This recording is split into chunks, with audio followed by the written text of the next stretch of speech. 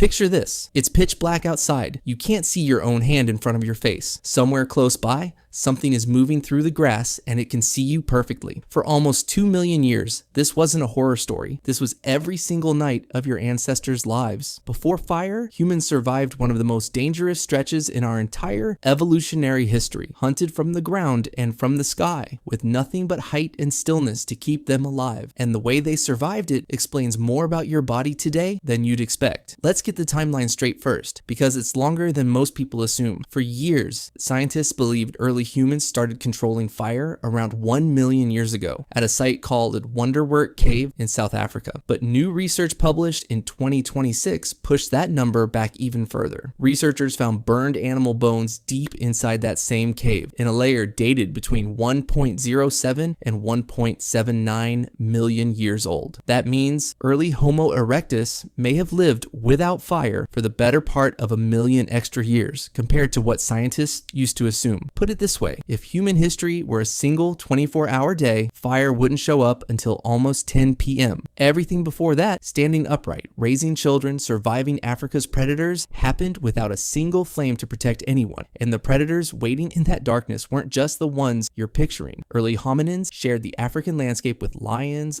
leopards, hyenas, and now extinct saber-toothed cats built specifically for ambushing prey in low light.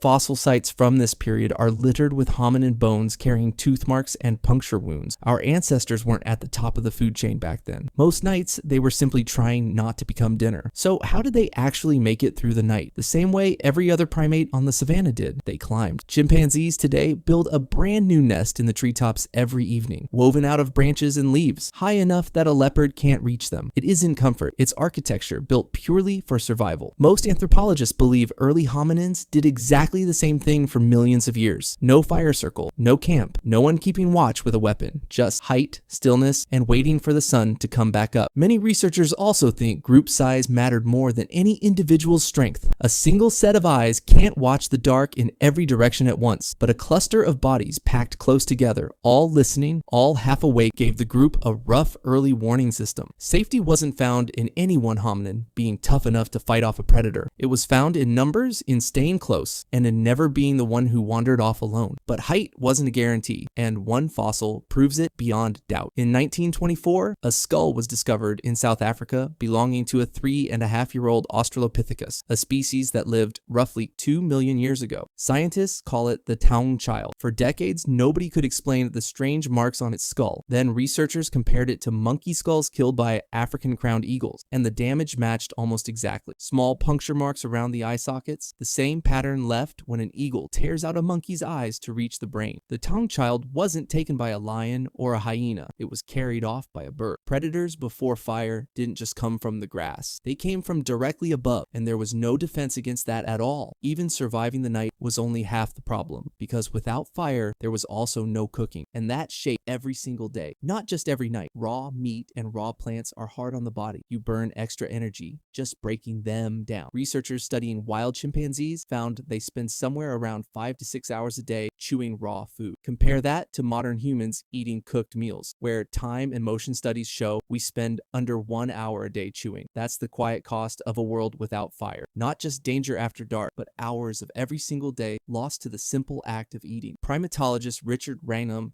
has argued this is a major reason our brains stayed smaller for so long. Digestion was expensive. There wasn't enough spare energy sitting around to grow a bigger brain, not until cooking made food cheaper to break down. Now picture what an actual night looked like, start to finish, because it wasn't relaxing in any sense of the word. No stories, no firelight, no warmth. The instant the sun dropped, movement itself became a death sentence. Leopards and hyenas could see in the dark far better than any human ever could, and they knew exactly where the easy meals like to sleep. So everyone went still. No talking above a whisper, if anyone talked at all. No wandering, no checking on anyone. No getting up to stretch your leg. You climbed, you froze, and you waited, sometimes for 12 hours straight, doing absolutely nothing except staying alive until morning. And that stillness came at a physical cost too. Most researchers believe early hominins had already started losing their thick body hair around this period, likely to sweat more efficiently while hunting and scavenging under the African sun during the day. But less hair also means less warmth once the sun disappears. Without fire and without fur, the cold hours before dawn would have been genuinely brutal. brutal. Some scientists argue this exact trade-off, needing to cool down by day while freezing by night, may have been one of the strongest pressures that eventually pushed our ancestors toward controlling fire in the first place. In other words, the sun that helped shape our bodies during the day is part of the same story that made the night so unbearable. Here's where it gets genuinely strange though. For years, the assumption was that humans only started sleeping on open ground after fire existed to protect them. But recent research complicates that story. In parts of the Democratic Republic of Congo, wild chimpanzees have been observed sleeping directly on the ground overnight. No nest, no tree, in areas where leopards and hyenas still live. No fire, no weapons, just choosing open ground and somehow surviving it. If chimpanzees can pull that off today, it raises an uncomfortable question. Maybe some early hominins were already testing the ground long before a single flame entered the picture. Maybe the move out of the trees didn't wait for fire at all, and maybe it was a far riskier gamble than we've ever given our ancestors credit for. By the time our ancestors finally learned to control fire, they had already spent close to 2 million years being hunted from above and below, losing hours of every day just to chewing and disappearing into total silence every single night.